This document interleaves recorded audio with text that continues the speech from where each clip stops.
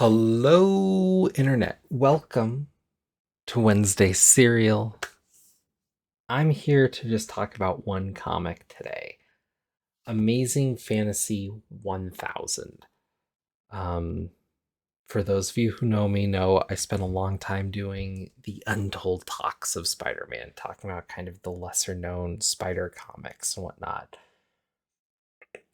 And there were a lot of fun stories, a lot of cool things we kind of got to. But one thing I kind of started repeating, and something I've said on this channel, and something I believe overall, is that when it comes to things like Marvel Comics, a lot of blockbuster movies now, a number of things in media, um, there's this heightened expectation for consequences that has built up with these franchises that have continued for over a lifetime in order for there to be a threat to meet, these characters that have, in some ways, stayed past their welcome.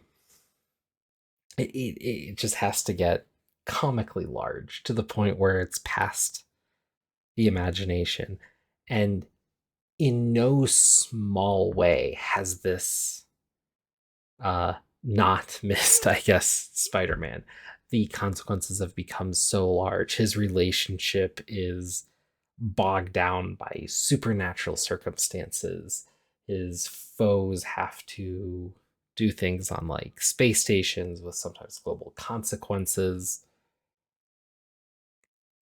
As I started reading more of these Spider-Man stories and started looking at what makes, a good one, an above average one I really liked, one that I know I liked a lot, and other people might like less.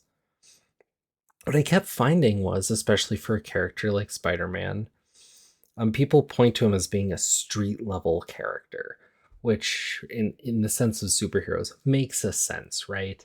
But I don't think it's held to, especially for Spider-Man. He's too popular, been around too long, been in the Avengers, whatever. And it's funny because you think, big superhero stuff, it has to be heightened. But I think we forget just by introducing a little superpower, a little extra situation, something that makes the plot happen and a character moment happen in pages rather than months, is heightened. It is not reality in much of any way. But what makes characters like Spider Man endure isn't all of that. It's the heart, it's the character. And this manifests in a number of different ways. Spider Man is known to be a scientist, but I think we forget, and this is something that was talked about a lot. Spider Man is a scientist, yes. Was he really good in his small pond of his high school in the middle of New York? Yes. Does that mean in the Marvel Universe he should be considered one of the top scientific minds of the universe? No. When Reed Richards is talking, he should be lost. I think that makes the character work. Like, there is something to the idea of excelling at something in your high school or whatever, your frame of reference for when you're arguably supposed to be reading these things or initially influenced by these things might be a more apt way to do it. Um, that superpower you have is taking the time to excel at something like science in your small pool. And what can you do with that? I think J. Michael Straczynski had some of the best moments with that. Bring Peter back to high school, touching on that in an interesting way. I say all this to say Amazing Fantasy 1000 is an anthology book. It's a number of top creators playing at different points of Spider Man. Um, I think Dan Slott's is the strongest of the pile. The Sinister 60, dealing with Spider Man in his old age and how he touched so many people in New York. I actually think it's a better epilogue on his amazing run than the epilogue issue he had. Not that that's a bad issue, but it's not. It was a dime a dozen at the moment it came out, unfortunately, just following Zdarsky's, and then another one that came shortly thereafter by another creator. And um, this one hit me in a very different way. And with it being old age and some interesting ideas with that it just worked.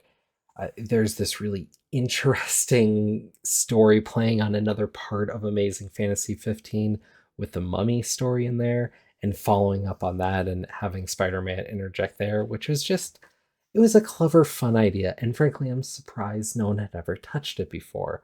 Actually, I think the weakest story in here is by Neil Gaiman, playing on some emotions he was going through when he met Steve Ditko as part of the BBC documentary, as I'm sure anybody watching this channel would have seen or digested in some form or another. When I say the weakest in this pile, it's not a weak thing. It's a very interesting thing, but it's kind of this weird autobiographical sort of insert thing, which is fun, a little out of place in this pile. But interesting nonetheless. You know, it's something you wouldn't really read elsewhere. The closest I can think of was the Batman story, where I can't even remember the creator now who worked on the animated series one. I think it was Dini.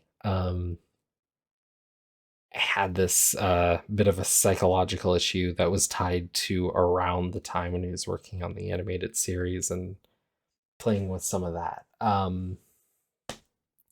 Interesting. I don't know. Interesting stuff. I say all this to say I'm a big Spider-Man fan. I've read so much of the comics. But I think the truest, bluest part of the character is this idea of him being kind of a heart of New York, which is hit very well in the first story of him dealing with this one burglar who tries to take advantage of situations when a lot of the famous Marvel bigger events were happening, which was part of where I was going to when I was leading in with all of that ramble. So if you're looking for something that is maybe a heart of Spider-Man and something you can read and enjoy, it is honestly a single comic. I know it is a pricey tag at $8 for this, but it is a square bound big book. A lot of creators, frankly, for the price, the cover material sucks. I read it and there's fingerprints on the back. That's ridiculous. But dang, this was fun. And if you're not a huge Spider-Man fan, if you pick up one Spider-Man related book this year, you know, this should be it. So I just wanted to highlight something that hit on a character that's important to me, and was a moment that caught me emotionally off guard when I wasn't prepared for it. Just going through what I thought was going to be another, frankly, dismal Spider-Man knockoff thing. Having, frankly, been through the churn with Marvel for a while now, this is such a breath of fresh air compared to what they normally put out anymore. It felt like I was reading comics from my heyday again. And it made me, on one hand, so happy to read it, and also maybe think I need to pull back on some of what I've been reading, because I've been kind of buying it out of habit, frankly. And look at all this. I don't need to be buying for glut. I need to be buying for enjoyment. So I've been working on being more picky, and here I am. So I don't know. Curious if you have any thoughts, if you happen to read this, any stories you really enjoyed, any talent you were happy to see on here. Yeah, keep reading.